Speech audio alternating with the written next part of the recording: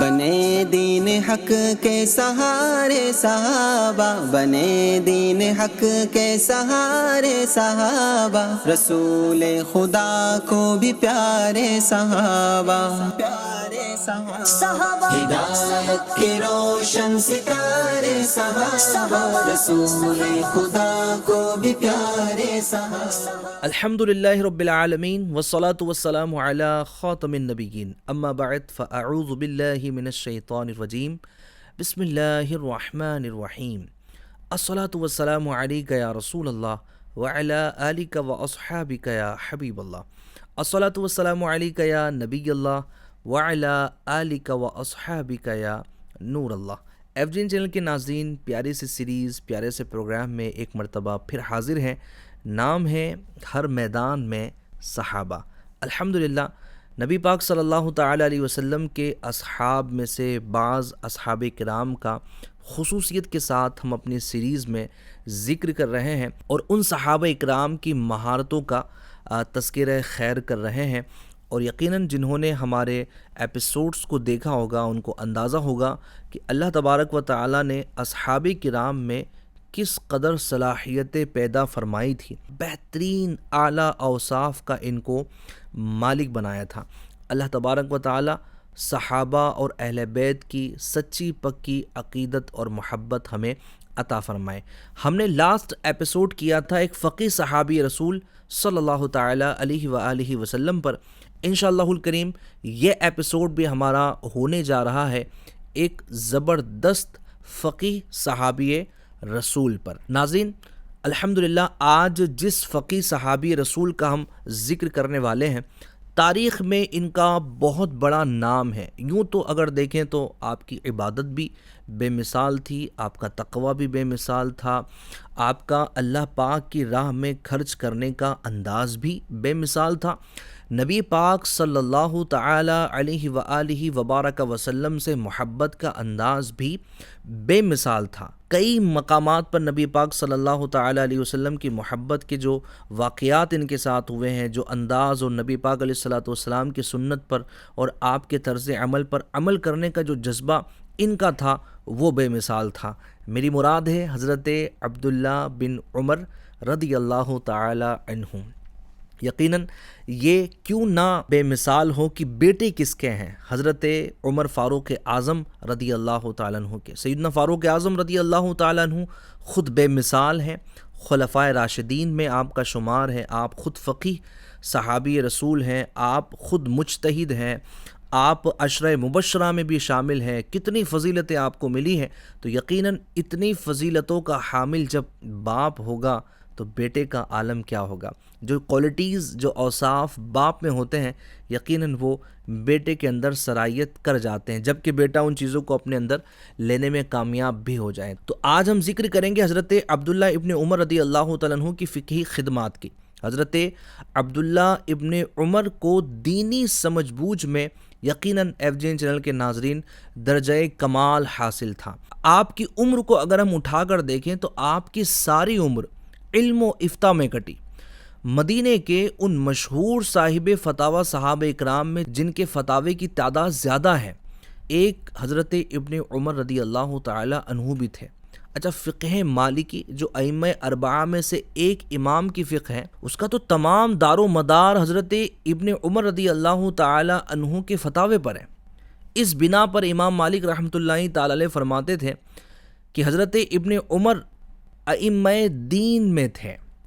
سبحان اللہ۔ تو مالکی جو مذہب ہے، مالکی جو فقہ ہے، ان کے تو جو مسائل ہے وہ اکثر و بیشتر حضرت عبداللہ ابن عمر رضی اللہ تعالیٰ عنہ کے مسائل سے اخذ کیے ہوئے ہیں۔ آپ اس سے اندازہ لگا سکتے ہیں کہ جن کی تحقیق، جن کی دین کی سمجھ بوجھ، جن کا قرآن و حدیث سے مسائل نکالنا، فقہ میں مہارت حاصل ہونے کا جو ایک معاملہ ہے، وہ ایک پورے مذہب کو وجود میں لے کر آ رہا ہے۔ یہ ایک مذہب جو امام مالک رحمۃ اللہ تعالی علیہ نے اپنا بنایا ہے، اس کی بنیاد یا اس کا دار و مدار پورا حضرت ابن عمر رضی اللہ تعالیٰ عنہ کی فقہ پر اور ان کے اخذ کردہ مسائل پر، ان کی سمجھ بوجھ پر رکھا ہے۔ سبحان اللہ۔ مزید بھی اگر آپ کا ناظرین ہم فقہی مقام کو اگر دیکھیں تو حضرت ابن عمر رضی اللہ تعالی عنہما کا شمار کبار فقہا، بڑے اکابر جو فقیہ ہیں، فقہا صحابہ اکرام ہیں، ان میں ہوتا ہے۔ فقہ میں ان کی جلالت شان کو بیان کرتے ہوئے میمونہ بن مہران فرماتے ہیں کہ میں نے ابن عمر سے بڑا فقیہ کہیں نہیں دیکھا۔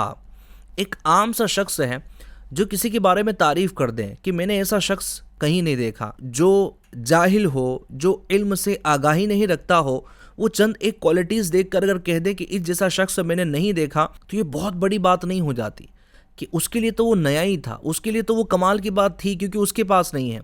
لیکن جس صحابی کی تعریف دیگر صحابہ اکرام کریں، ان کی جلالت شان کا عالم، ان کی علمی کاوشوں کا عالم، ان کی علمی مہارتوں کا عالم کیا ہوگا، آپ اس بات سے اندازہ لگا سکتے ہیں۔ اچھا، امت کے ایک بہت بڑے طبقے نے حضرت ابن عمر رضی اللہ تعالی عنہما سے اس نعمت عظمیٰ یعنی فقاہت کو حاصل کیا۔ امام ذہبی رحمۃ اللہ تعالی علیہ نے آپ رضی اللہ تعالیٰ عنہ کے شاگردوں کی تعداد 220 سے کچھ اوپر بتائی ہے۔ ناظرین کرام، نہ صرف دین کو سیکھا بلکہ سکھایا۔ آپ نے فقہ کو عام کیا، اللہ اور اس کے رسول کے فرامین کو جس طرح آپ نے سمجھا، اچھے سے سمجھا اور لوگوں کو سمجھانے کی کوشش کی۔ یہ بڑے کمال کی بات ہوتی ہے کہ بندہ کچھ علم سیکھے اور لوگوں کو سکھائیں۔ صحابہ اکرام علیہم رضوان میں یہ چیز کثرت سے پائی جاتی تھی کہ جو سیکھتے تھے لوگوں کو سکھاتے تھے۔ اچھا، اگر ہم زمانہ نبوی کی اس منظر کشی کو اپنے ذہن میں لانے کی کوشش کریں کہ کچھ صحابہ اکرام وہ تھے جو نبی پاک صلی اللہ علیہ وسلم ہی کی خدمت میں رہا کرتے تھے، علم دین حاصل کرتے تھے، جیسے اصحاب صفہ ہیں۔ اچھا، بعض صحابہ اکرام وہ تھے کہ جو صبح کے وقت میں حاضر ہوتے، پھر جناب دوپہر میں اپنا کچھ کام کاج کرتے، پھر رات کے وقت میں حاضر ہوتے۔ کچھ وہ تھے جو دن میں حاضر خدمت رہتے ہیں، رات میں نہ رہتے۔ اچھا، صحابہ اکرام کا یہ روٹین تھا، اور وہ صحابہ اکرام جو دوپہر میں حاضر نہ ہوتے، رات میں حاضر ہوتے، تو دوپہر میں نہ ہونے کی وجہ سے جو صحابہ اکرام دوپہر میں حاضر ہوتے تو رات میں آنے والے صحابہ اکرام ان سے دریافت کر لیتے، حضور علیہ الصلوۃ والسلام کی دن کی باتوں کو بھی وہ جانتے، تو جو حاضر تھے وہ غیر حاضر صحابہ اکرام کو بتا دیا کرتے تھے۔ تو یہ بھی ایک ذوق تھا، ایک شوق تھا۔ وہ فرمایا نا کہ علم کی زکوٰۃ پھیلا دینا ہے۔ تو اللہ تبارک و تعالی نے جو بھی صلاحیتیں آپ کو عطا فرمائی ہے، یہ خیر خواہی ہے، یہ امت کے ساتھ بھلائی ہے کہ آپ لوگوں کو سکھائیں۔ اچھا، ذرا میں یہاں پر ان لوگوں سے بھی کنیکٹ ہونا چاہوں گا کہ جو دینی کوالٹیز نہیں رکھتے لیکن دنیاوی اعتبار سے مہارتیں رکھتے ہیں، کوئی ٹیکنیکل چیزیں ہیں، یہ اس کے علاوہ اور بھی بزنس کی صلاحیتیں ہیں، اور بھی اس طرح کی اسکلز ہیں جو اللہ تبارک و تعالی نے ان کو عطا فرمائی ہے۔ ان سے بھی گزارش کروں گا کہ آپ بھی ثواب کی نیت سے اس طرح کی اسکلز کو آگے پہنچائیں، آگے ڈیلیور کریں، اپنے مسلمان بھائیوں کو سکھائیں، تاکہ آپ نے ترقی کی ہے ان اسکلز کی وجہ سے، تو آپ کا مسلمان بھائی بھی ترقی کرے، وہ بھی ترقی کرے گا، آپ کو دعائیں دے گا، اس کے بچے آپ کو دعائیں دیں گے، اور جہاں جہاں اس کو مزید کامیابی ملتی رہیں گی وہ آپ کو ضرور یاد رکھے گا کہ فلاں بندے کی محنت کی وجہ سے آج میں اس مقام پر کھڑا ہوں۔ اور اگر کوئی نہ بھی بولے تب بھی آپ کے لیے آخرت میں تو ثواب ہی ثواب ہے۔ تو میں بات کر رہا تھا کہ حضرت عبداللہ ابن عمر رضی اللہ تعالیٰ عنہ یہ اکابر فقہا صحابہ اکرام میں سے تھے، اور ان کے شاگردوں کی تعداد دیکھیں تو یہ 220 بتائی جاتی ہیں جنہوں نے آپ سے فقہ حاصل کی ہے۔ ان شاگردوں نے فقہ والی دولت آپ سے لی، آگے امت میں پھیلائی۔ حافظ ابن قیم رحمۃ اللہ تعالی علیہ فرماتے ہیں کہ جن صحابہ اکرام علیہم رضوان کے شاگردوں سے امت کو علم و فقہ والی دولت ملی ہے، اس میں سے بہت بڑا حصہ حضرت عبداللہ ابن عمر رضی اللہ تعالیٰ عنہ کے شاگردوں کا ہے۔ بہت بڑی بات ہے کہ امت کو جو فقہ کا حصہ ملا ہے وہ حضرت عبداللہ ابن عمر رضی اللہ تعالیٰ عنہ کی شاگردوں کی وجہ سے ہے۔ اچھا، نبی پاک صلی اللہ تعالی علیہ وسلم کے فرامین کو جس طرح حضرت عبداللہ ابن عمر رضی اللہ تعالیٰ عنہ نے سمجھا ہے اور اپنی سمجھ بوجھ کے مطابق جو معنی اور مفہوم لیا ہے، وہ معنی اور مفہوم بعینہ ہی نبی پاک صلی اللہ تعالی علیہ وسلم کی مراد کے مطابق ہوتا تھا۔ یعنی آپ مراد رسول تھے، آپ نبی پاک علیہ الصلوۃ والسلام کے فرامین کو سنتے تھے، لیکن ان فرامین کا معنی اور مفہوم کیا ہوتا تھا بعض اوقات اس کو بھی اخذ کر لیا کرتے تھے۔ حضور صلی اللہ تعالیٰ علیہ وسلم نے اہل ایمان کو مشرکین کی مخالفت کا حکم دیتے ہوئے داڑھی کو بڑھانے کا حکم ارشاد فرمایا تھا کہ داڑھیوں کو بڑھاؤ اور مونچھوں کو پست کرو، لیکن یہ مسئلہ زیر بحث آ گیا، یہ مفہوم گویا کہ مبہم رہا کہ داڑھی بڑھانے سے مراد کتنی بڑھانی چاہیے۔ اس حدیث میں اس کے متعلق کوئی صریح حکم نہیں تھا کہ کتنی داڑھی بڑھائی جائے، اتنی بڑھائی جائے کہ وہ جناب سینے کو گھیر لے، یا جناب بہت بڑی ہو جائے کہ اس کو کاٹی نہ جائے، یا ایک مشت رکھی جائے۔ یہ ذرا سی بات مبہم رہ گئی۔ حضرت ابن عمر رضی اللہ تعالیٰ عنہ جو اس حدیث کے راوی ہیں، انہوں نے مراد رسول صلی اللہ علیہ وسلم کو اپنے عمل سے واضح کیا۔ آپ کے بارے میں منقول ہے انہو کان یقبض علی لحیۃ فیأخذ منہا ما جاوز القبضہ، آپ ایک مٹھی داڑھی رکھا کرتے تھے، یعنی آپ کی داڑھی ایک مٹھی کے برابر ہوتی تھی، ایک مشت ہوتی تھی۔ ایک مٹھی سے جب داڑھی بڑھ جاتی تھی تو حضرت عبداللہ ابن عمر رضی اللہ تعالیٰ عنہ اس کو کاٹ لیا کرتے تھے۔ تو گویا کہ آپ رضی اللہ تعالیٰ عنہ نے نبی پاک صلی اللہ تعالیٰ علیہ وسلم کا جو حکم تھا داڑھی بڑھاؤ، تو اس کے معنی اور مفہوم کو سمجھا اور اپنے عمل سے ظاہر کیا کہ بڑھانے سے مراد ایک مشت داڑھی ہے، ایک مٹھی ہے، کہ کم از کم اتنی بڑھاؤ، جب اس سے بڑھ جائے تو اس کو کاٹ لو۔ ایسا ہی ایک عمل صحیح بخاری میں آپ کا بیان کیا گیا، حضرت ابن عمر رضی اللہ تعالیٰ عنہما جب حج یا عمرہ کرتے تو مٹھی سے زائد داڑھی کو تراش لیا کرتے تھے، تو یہ عمل بھی ایک مشت داڑھی پر دال ہے۔ اچھا، وہ لوگ کہ جو جناب اپنی داڑھیوں کو اتنا بڑھا لیتے ہیں کہ ان کا آدھا کرتا ہی نظر نہیں آتا۔ اچھا، داڑھی اتنی ہو جاتی کہ وہ چل رہے ہوتے تو جناب 2 فٹ تو ان کی داڑھی پیچھے جھوم رہی ہوتی ہے۔ تو جناب یہ طریقہ نہیں ہے، یہ انداز نہیں ہے، یہ خلاف سنت ہے۔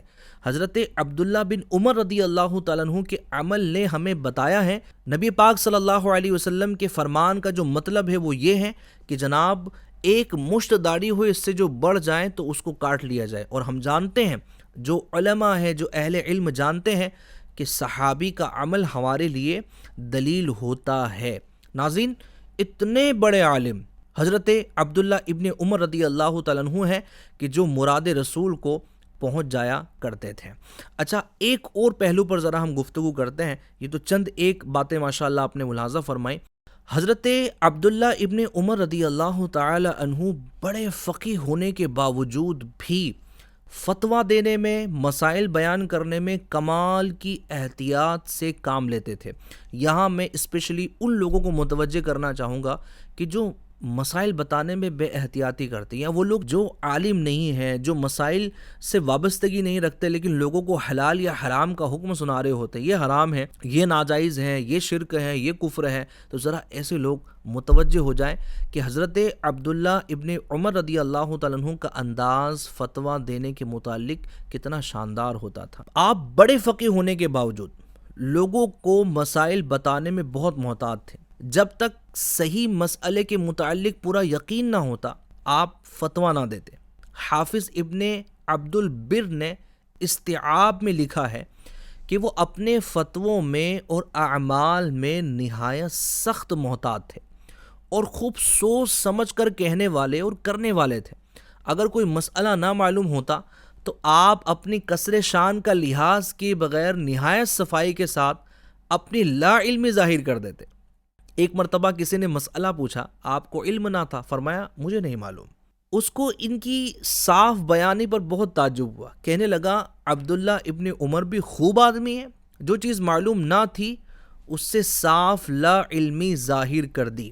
یہ حضرت عبداللہ ابن عمر رضی اللہ تعالیٰ عنہ کا انداز۔ اور ہمارے یہاں کیا ہوتا ہے کہ اگر معلوم نہیں ہوتا تو پھر اپنی رائے دینے کی کوشش کرتے ہیں۔ میرے خیال سے شاید یہ مسئلہ یوں ہونا چاہیے، میرا وجدان یہ کہتا ہے، میرا ذہن یہ ہے کہ شاید اس طرح کا حکم ہوگا، تو یہ شاید میرا نظریہ، میرا ارادہ، میرا وجدان یہ نہیں چلتا۔ میرے پیارے بھائی، چلتا ہے اللہ اور اس کے رسول کا حکم چلتا ہے۔ اگر آپ کو یقین ہو کہ یہی مسئلہ لکھا ہوا ہے، یہی مسئلہ کتابوں میں موجود ہے، قرآن و حدیث سے ثابت ہے، اور یقین بھی ہو، تو اس مسئلے کو آگے بیان کرنا چاہیے۔ اور بہرحال ہر ایک کا یہ منصب بھی نہیں ہے۔ جو علماء ہیں، جو مفتیان کرام ہیں، مفتیان کرام میں بھی وہ کہ جو فتویٰ لکھ رہے ہیں ان سے مسئلہ بھی پوچھا جائے، اور وہ مفتیان کرام فتویٰ دینے کے اہل ہوتے ہیں۔ اچھا، عقبہ بن مسلم کا بیان ہے اسی باب میں کہ آپ فتویٰ دینے میں کتنی احتیاط کرتے تھے۔ تو عقبہ بن مسلم کا بیان ہے کہ ایک شخص نے آپ سے کوئی مسئلہ دریافت کیا، فرمایا مجھ کو نہیں معلوم، تم میری پیٹھ کو جہنم کا پل بنانا چاہتے ہو کہ تم یہ کہہ سکو کہ ابن عمر نے مجھ کو ایسا فتویٰ دیا تھا۔ اللہ اکبر! آپ دیکھیں کہ کس طرح خوف خدا ہے کہ قیامت کے دن اگر تم آئے اور تم نے کہہ دیا کہ یہ جو مسئلہ ہے جس پر میں نے عمل کیا ہے یہ مسئلہ اگر غلط ہے تو بتانے والے حضرت عبداللہ ابن عمر تھے، تو کیا تم مجھے جہنم کا پل بنانا چاہتے ہو؟ الامان والحفظ، کس قدر احتیاط ہیں، کس قدر اللہ پاک کا خوف ہے، اللہ پاک ہمیں نصیب فرمائے۔ اچھا، حضرت عبداللہ ابن عباس رضی اللہ تعالیٰ عنہ کو آپ کا طرز عمل بہت تعجب انگیز معلوم ہوتا تھا۔ آپ فرمایا کرتے تھے کہ مجھ کو ابن عمر پر تعجب آتا ہے، جس چیز میں ان کو ذرا بھی شک ہوتا ہے خاموش ہو جاتے ہیں اور پوچھنے والے کو لوٹا دیتے ہیں۔ تھوڑا بھی اگر شک ہوتا ہے جواب نہیں دیتے، لوٹا دیا کرتے۔ اگر کبھی فتویٰ دینے کے بعد غلطی معلوم ہوتی تو بلا پس و پیش پہلے فتوے سے رجوع کر لیتے اور پھر سوال پوچھنے والے کو صحیح فتوے سے آگاہ کر دیتے تھے۔ یہ آپ کا انداز تھا۔ یہاں بھی شرم و جھجک کا معاملہ نہیں ہوتا، ہمارے یہاں اس کا بالکل اپوزٹ ہے۔ جب بتا دیا جائے یا جب سامنے آ جائے کہ میں نے جو مسئلہ بیان کیا ہے یہ غلط ہے، دین کی اصل سے ہٹ کر ہے، تب بھی جناب بندہ چونکہ چنانچہ کر رہا ہوتا ہے، میں نے کہیں پڑھا تھا، یاد آتا ہے تو بتاتا ہوں، ہاں میں حوالہ دے دوں گا، ہاں میں کتاب بتا دوں گا۔ رجوع کرنے میں شرم اور جھجک محسوس کرتے ہیں۔ آپ حضرت عبداللہ ابن عمر رضی اللہ تعالیٰ عنہ کے عمل سے اس بات کو سمجھنے کی کوشش کریں کہ آپ اگر کہیں پر غلط مسئلہ بھی اگر بیان کر دیتے یا آپ کو شک بھی ہوتا تو بعد میں آپ رجوع کر لیتے اور سوال پوچھنے والے تک صحیح مسئلے کو بیان کر دیتے تھے۔ سبحان اللہ، قربان جاؤں شیخ کامل شیخ طریقت امیر اہل سنت دام ظلہ کے پیارے انداز پر کہ آپ نے حضرت عبداللہ ابن عمر رضی اللہ تعالیٰ عنہ سے ایسا لگتا ہے کہ اس عمل کو، اس ادا کو لیا ہے، اور ہم دیکھتے ہیں کہ مدنی مذاکرے میں شیخ کامل امیر اہل سنت دام ظلہ آپ اگر کوئی مسئلہ ایسا بیان کر دیتے ہیں کہ جس پر یہ رہنمائی آئے کہ یہ ایسا نہیں بلکہ ایسا ہے، تو آپ فوراً رجوع کر لیتے ہیں۔ اچھا، پہلے اگر گزر چکا ہے اور ٹائم ہو گیا، وقت گزر گیا، چند ایک ماہ گزر گئے، چند سال گزر گئے، باقاعدہ آپ مینشن کرتے ہیں، کلپ وائرل کرواتے ہیں اور کہتے ہیں کہ جو لوگ آپ کو یاد ہو کہ اس مدنی مذاکرے میں یا اس نشست میں تھے ان تک یہ چیز پہنچا دیجئے تاکہ میں بری الذمہ ہو جاؤں۔ یہ اللہ والے ہوتے ہیں اور یہ ان کا خوف ہوتا ہے۔ اللہ پاک ہمیں نصیب فرمائے۔ ایک مرتبہ حضرت عبد الرحمن بن ابو ہریرہ رضی اللہ تعالیٰ عنہ نے آبی مردار یعنی جو پانی میں مر جانے والے جانور ہیں ان کے متعلق آپ سے پوچھا، تو آپ نے کہا کہ کھانا جائز نہیں ہے۔ اچھا، بعد میں آپ رضی اللہ تعالیٰ عنہ نے جب قرآن منگایا تو یہ حکم آپ نے پایا، احل لکم الصید البحر وطعامہ، یعنی تمہارے لیے سمندر کے شکار اور ان کے کھانے کو حلال کیا گیا ہے۔ چنانچہ انہوں نے عبد الرحمن کے پاس کہلا بھیجا کہ اس کے کھانے میں کوئی حرج نہیں ہے۔ یہ آپ کا رجوع کرنے کا بہترین انداز تھا۔ اللہ تبارک و تعالی ہمیں بھی نصیب فرمائے۔ اچھا، ایف جی این چینل کے ناظرین، اگر ہم قیاس کو دیکھیں، آپ کی رائے کو دیکھیں اور وہ مسئلہ جو قرآن و حدیث میں نہ ہو تو کس طرح آپ اپنی رائے کے مطابق مسئلے کو بیان کرتے تھے اور وہ کس طرح درست ثابت ہوتی تھی، ذرا آپ اس کو بھی سماعت کیجیے۔ قیاس اور اجتہاد کیا ہوتا ہے، انشاءاللہ یہ بھی عرض کرنے کی کوشش کرتا ہوں۔ ناظرین، صحابہ کرام میں حضرت عبداللہ ابن عمر رضی اللہ تعالیٰ عنہ اتنے محتاط فقیہ ہونے کے باوجود بعض مسائل وہ جن کا بیان قرآن و حدیث میں واضح طور پر نہیں ملتا تھا، آپ ان میں اجتہاد و قیاس کر کے حکم بیان کرتے تھے، لیکن پوچھنے والے سے کہہ دیتے تھے کہ یہ میرا قیاس ہے۔ حضرت طاؤس کا بیان ہے کہ جب حضرت عبداللہ ابن عمر رضی اللہ تعالیٰ عنہ کے سامنے کوئی ایسا مسئلہ پیش ہوتا جس کے بارے میں کتاب اور سنت میں کوئی حکم نہ ہوتا تو پوچھنے والوں سے کہتے کہ اگر کہو تو اپنے قیاس سے بتا دوں، لیکن قیاس و اجتہاد میں بھی آپ کو ایسا خداداد ملکہ حاصل تھا، آپ کی رائے بھی اتنی درست اور فیصلہ کن سمجھی جاتی تھی کہ بڑے بڑے ائمہ اس کے بعد پھر کسی دوسری رائے کی ضرورت نہ سمجھتے تھے۔ امام ابن شہاب الدین زہری نے اپنے شاگرد امام مالک کو ہدایت کی تھی کہ حضرت عبداللہ ابن عمر رضی اللہ تعالیٰ عنہ کے مقابلے میں کسی کی رائے کو ترجیح نہ دینا کہ وہ حضور نبی کریم صلی اللہ علیہ وسلم کے بعد 60 برس تک زندہ رہے، اس لیے حضور صلی اللہ علیہ وسلم اور آپ کے صحابہ کی کوئی بات ان سے چھپی نہ تھی۔ امام زین العابدین رضی اللہ تعالیٰ عنہ فرماتے تھے کہ حضرت ابن عمر رضی اللہ تعالیٰ عنہ بڑے درست رائے کے مالک تھے۔ بڑے بڑے مشائخ کہا کرتے تھے جس نے حضرت ابن عمر کے قول کو اختیار کیا اس نے پھر تلاش و تفحص کے لیے کچھ نہ چھوڑا، پھر اس نے کچھ چھوڑا ہی نہیں ہے کہ اس کو کچھ تلاش کرنا پڑے یا جناب کہیں اور ڈھونڈنا پڑے، کیونکہ اس نے حضرت عبداللہ ابن عمر رضی اللہ تعالیٰ عنہ کے قول کو اختیار کر لیا۔ ناظرین، ابھی آپ نے قیاس و اجتہاد کے بارے میں سنا، تو میں آپ کو بتاتا چلوں کہ قیاس و اجتہاد دین کے 4 اصولوں میں سے ایک ہے، اور وہ 4 اصول ہیں قرآن، سنت، اجماع اور قیاس۔ قیاس کا مطلب ہوتا ہے غور و فکر کرنا، اور شریعت میں قیاس اسے کہتے ہیں کہ قرآن و حدیث میں جب کوئی حکم واضح طور پر نہ ملے تو قرآن و حدیث کا بہت بڑا عالم قرآن و حدیث کی مدد سے اس حکم کو بیان کرے۔ تو حضرت عبداللہ ابن عمر رضی اللہ تعالیٰ عنہ کا قیاس کا انداز بھی بڑا شاندار تھا کہ آپ جو حکم قرآن و حدیث میں واضح نہ ہوتا یا جس پر صحابہ کا اجماع نہ ہوتا، جب اس مسئلے میں اپنی رائے پیش کرتے تو نہایت ہی درست ہوتی تھی، اور ائمہ دین، صحابہ اکرام علیہم رضوان اور مشائخین آپ کی اس رائے کو قبول فرمایا کرتے تھے۔ تو یہ ذہنیت تھی، یہ فقہ کا انداز تھا، یہ سمجھ بوجھ کا انداز تھا دین کے معاملے میں حضرت عبداللہ ابن عمر رضی اللہ تعالی عنہما کا۔ اللہ تبارک و تعالی آپ کے فقہ کی، علم فقہ کی برکتوں سے ہمیں بھی مالا مال فرمائے، ہمیں بھی دین میں سمجھ بوجھ عطا فرمائے۔ یقیناً ناظرین کرام، یہ بہت بڑی سعادت مندی کی بات ہے۔ اللہ پاک جس کے ساتھ بھلائی کا ارادہ فرماتا ہے اس کو دین میں سمجھ بوجھ عطا فرماتا ہے۔ جب ہماری طبیعت، ہماری سوچ جب مائل ہو قرآن و حدیث کی طرف، بزرگان دین کی کتابوں کی طرف، مسائل فقہ کی طرف، دین کو سمجھنے کی طرف، دینی احکام کو سمجھنے کی طرف، تو یقین جانیں اپنی سعادت مندی کے معراج تصور کریں کہ الحمدللہ اللہ تبارک و تعالیٰ نے ہم کو دین کے حوالے سے سمجھ بوجھ عطا کی ہے، ہمیں سمجھنے کی توفیق عطا فرمائی ہے۔ تو حضرت عبداللہ ابن عمر رضی اللہ تعالیٰ عنہ کی فقہ کا، فقہی بصیرت کا، فقہی مہارت کا آج ہم نے اس ایپیسوڈ میں تذکرہ کیا ہے۔ نیکسٹ ایپیسوڈ بھی انشاءاللہ الکریم ایک فقی صحابی پر لانے کی سعادت حاصل کریں گے۔ جب تک اپنا بہت خیال رکھیے گا، FGN چینل دیکھتے رہیے گا۔ صلو علی الحبیب صلی اللہ علی محمد صلی اللہ علیہ وسلم۔ بنے دین حق کے سہارے صحابہ، بنے دین حق کے سہارے صحابہ، رسول خدا کو بھی پیارے صحابہ،